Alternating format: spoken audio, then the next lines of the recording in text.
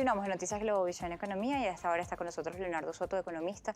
Nos acompaña la tarde de hoy. Buenas tardes, bienvenido. Buenas tardes, Mariana. Muchísimas gracias por la invitación. Bien, entre los temas que han salido en los últimos días, quisiera conversar con usted respecto a lo que fue este ajuste de salario decretado por el Ejecutivo Nacional y el impacto que eso pueda tener en el precio de los bienes y servicios. Generalmente se habla de que ajustar el salario impacta en la inflación, cosa que no debería ser el caso, y menos en un salario tan mínimo que ya no ni siquiera es referencia en ningún aspecto de la vida laboral. En la actualidad, el incremento del salario mínimo, por lo menos los que decreta el Ejecutivo Nacional, realmente no tiene ningún impacto sobre el índice de precios. Estamos hablando de incrementos que están totalmente fuera del contexto económico, ante una cesta básica que ronda los 350 a 450 dólares para un promedio de 4 personas por familia. Por lo tanto, decir, mira, llevarte de 0,67 centavos de dólar a 3 dólares o 3,50 o lo que eso implique, el aumento que ellos definieron, no tiene una mayor relevancia.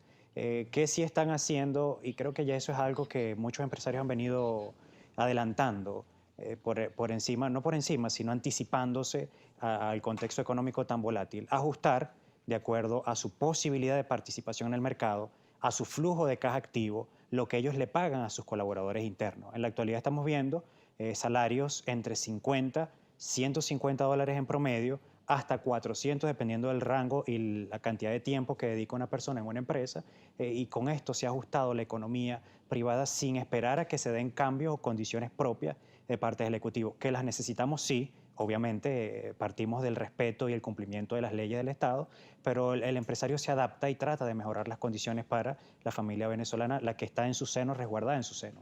El hecho de que el venezolano esté siendo remunerado de esta manera, que no es o no llega a quizá los niveles de capacitación que se tienen o que no tienes un incentivo para seguir formándote, para hacer carrera en una empresa, ¿qué efectos trae en una economía? Nosotros hace 10 años aproximadamente entramos en modo sobrevivencia extrema, Ujú.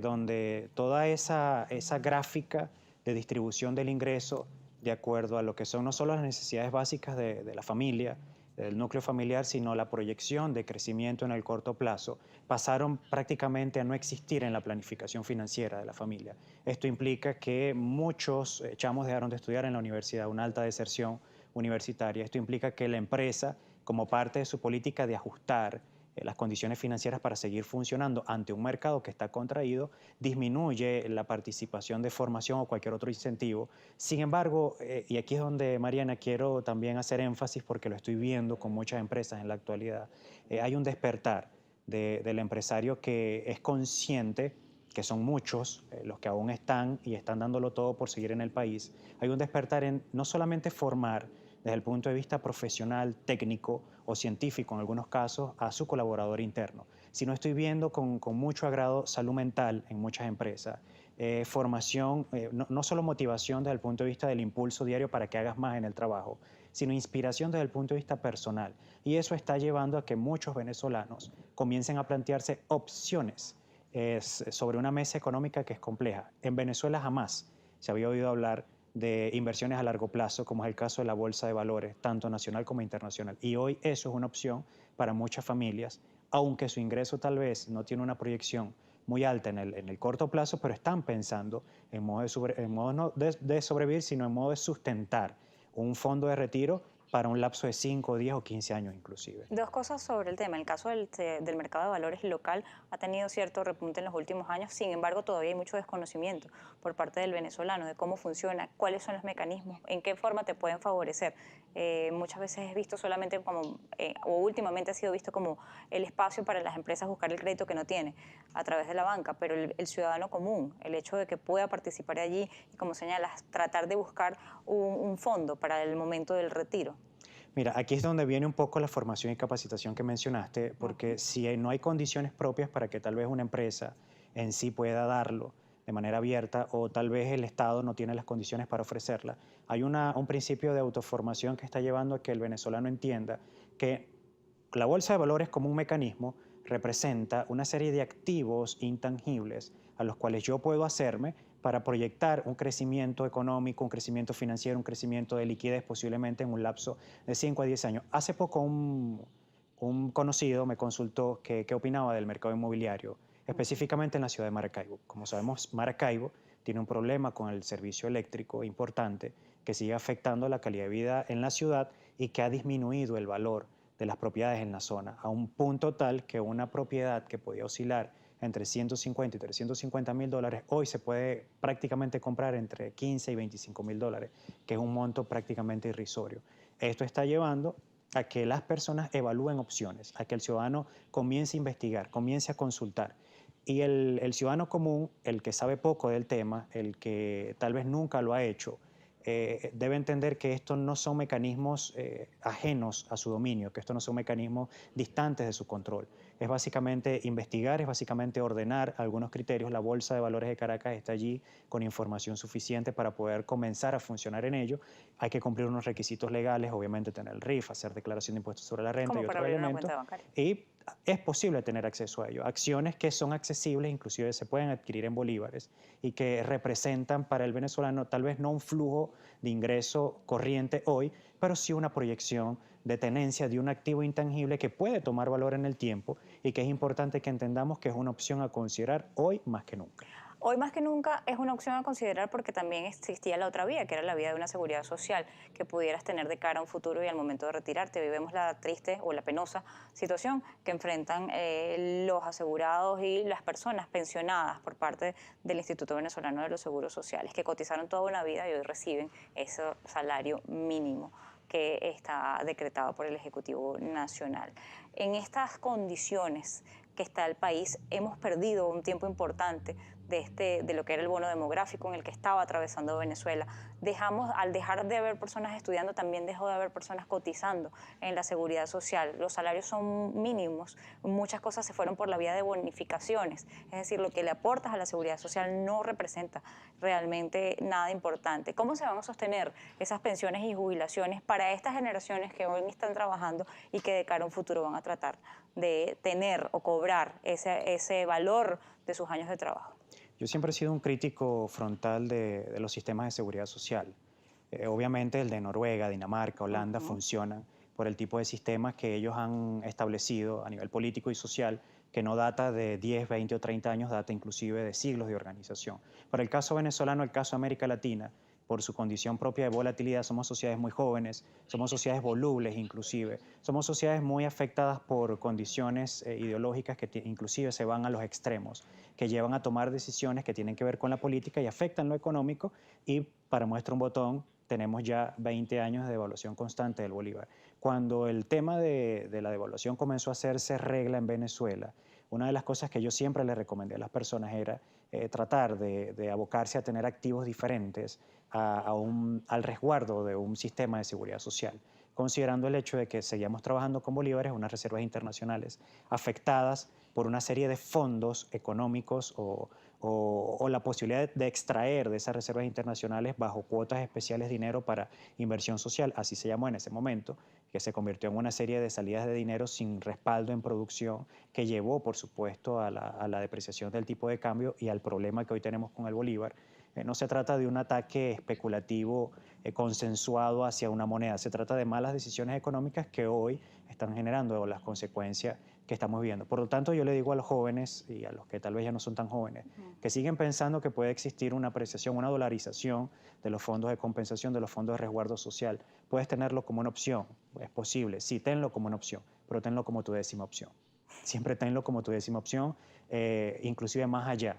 Tus opciones siempre tienen que ser tus decisiones hoy para resguardar tu futuro. En Estados Unidos, siendo un país desarrollado, ellos cuando comienzan a trabajar comienzan a definir sus fondos de retiro y sus fondos de retiro son activos, disminuir sus deudas, disminuir capacidad hipotecaria a nivel de deudas inmobiliarias y la adquisición de activos que les permitan una revalorización en el tiempo en función de su expectativa de crecimiento. Los fondos de protección social, una décima opción. Efectivamente, parte de lo que debe reevaluarse y replantearse hoy día en el país cuando se habla de recuperar el salario o cuando se habla de recuperar la calidad de vida del venezolano, eso debería ser fundamental, que las personas puedan tener un retiro digno. Vamos a hacer la pausa, ya volvemos con más.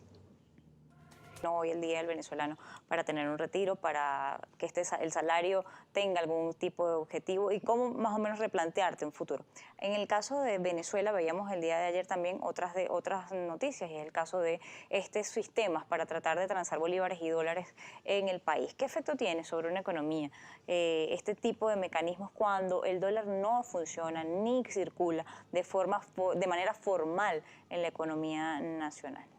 La moneda de curso legal en Venezuela sigue siendo el bolívar y lo va a seguir siendo hasta que se haga una modificación de la Constitución. Eso es un hecho ineludible. ¿Cuál es el tema, el punto clave de todo esto relacionado con estas cuentas en divisa y la posibilidad de utilizar de forma electrónica tales divisas en la economía? Tú depositas en la banca tus dólares en efectivo. Con eso tú pagas en los comercios de forma electrónica, pero lo que se liquida son bolívares a una tasa de cambio establecida por el Banco Central. Hoy, muy cercana a tasa de cambio paralelo de todas las páginas que puedan tomarse como referencia en la actualidad, porque se ha hecho esa relación directa tratando de proteger, no de proteger, tratando de igualar una situación de percepción de revalorización del tipo de cambio desde el punto de vista oficial. Entonces, es básicamente eso. Gobierno necesita que todos los dólares en circulación, de los cuales no existe una referencia a una contabilidad formal, entren a la banca, vayan a reservas internacional y que las personas al realizar transacciones a través de tarjetas de débito o cualquier otro instrumento electrónico, transes en bolívares. Hay un movimiento de dinero entre bancos, dólar, bolívar, pero todo, absolutamente todo se hace con bolívares. Que existirá la posibilidad de que tú puedas retirar dólares más adelante de las taquillas de los distintos bancos. Eso es una posibilidad cierta, eso es una posibilidad real, pero al gobierno le interesa es que las personas depositen sus dólares y eso alimente el flujo de ingreso en divisa a nivel interno que tanto necesita en este momento el gobierno para honrar tantos compromisos y tratar de fortalecer un poco unas muy golpeadas reservas internacionales. Ahora, en medio de esto, el hecho de que esto no sea formal, no exista una dolarización como tal, que implica muchas otras cosas de orden fiscal también dentro de la economía, ¿qué efectos va a tener o puede tener de cara al futuro de lo que se ha visto como una hiperinflación que no logran contener? Las políticas monetarias del Banco Central de Venezuela no existen, básicamente.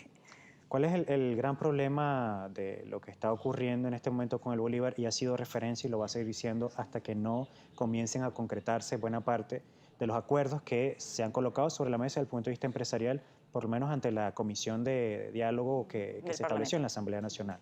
Es precisamente el tema producción. La moneda, el Bolívar va a seguir siendo la moneda de curso legal. Estamos muy cerca de una posible reforma monetaria para disminuir ceros a la moneda, O de considerando más. los altos niveles de ceros que hoy ocupan a nuestra moneda y que ya los sistemas contables y afines pues no logran dinamizar ese proceso de transacción a nivel de Bolívar. Entonces, si lo vemos a nivel de nuestras transacciones o operaciones, el impacto de una dolarización, una pseudo dolarización, una dolarización informal, llevada a un extremo de formalidad interna para tratar de recuperar esos dólares hacia la economía, hacia las arcas del Banco Central, un mayor impacto realmente no lo tiene siempre y cuando no se establezcan políticas de producción que permitan incrementar la disponibilidad de bienes y servicios suficientes, que a su vez esto permita una apreciación real del valor de nuestra moneda de curso legal, que sigue siendo bolívar. Ellos pueden llamarlo petro, ellos pueden poner a circular el euro, el yuan, el yen, pero el bolívar sigue siendo la moneda de curso legal. Y la única forma de que las condiciones estén 100% dadas para una dolarización oficial, que dudo que el gobierno opte por esa opción, es que se eliminen al 100% las sanciones impuestas ante las actividades que realizan las personas que integran el Poder Ejecutivo y que se llegue a un acuerdo con la Reserva Federal de Estados Unidos, que además es un organismo autónomo. Entonces, hay todo un tema aquí es de facilitar transacción, más que de generar un freno a la inflación en sí. Ahora, dentro de todo esto, vemos cómo el gobierno de este año ha tratado de impulsar una economía digital y mencionaba algo importante, el petro. El petro podía haber sido ese mecanismo para no tener que usar para no usar el dólar como referencia, pero el gobierno preferió usar el dólar como referencia, que es su criptomoneda, la misma que ellos crearon. El dólar es el gran tabú del mundo entero porque gobiernos lo odian, pero lo necesitan. Y es un hecho, sigue siendo la moneda de referencia a nivel internacional necesitan utilizarla en la economía para que se genere una situación de confianza. Porque si tú le dices al venezolano, o yo te digo a ti, Mariana, te voy a pagar con petros, y tú debes ver cómo resuelves con ese. Tú no sientes confianza, tú no te sientes Pero es tranquila. el mismo Estado el que no le ha dado confianza porque no le ha dado usabilidad al sistema. El tema es bajo qué condiciones se creó, bajo qué condiciones se coloca sobre la mesa, porque realmente el petro como herramienta no es malo, Es bastante... simplemente es una herramienta y la forma como fue estructurado está muy bien pensado, está sostenido sobre una base tecnológica que es confiable, tiene elementos realmente fiables desde el punto de vista de, como bien lo dijiste, su usabilidad.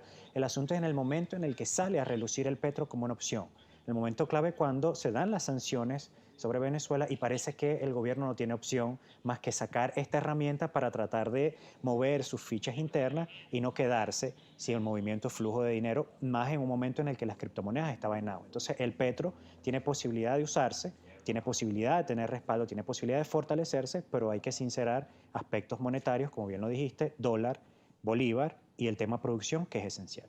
Le agradezco habernos acompañado la tarde de hoy en Noticias Globovisión Economía. Leonardo Soto, economista, estaba con nosotros la tarde de hoy. Recuerde, como siempre, nuestras redes sociales, @economía_gb o @mmartinez_gb. Siga con la programación de Globovisión.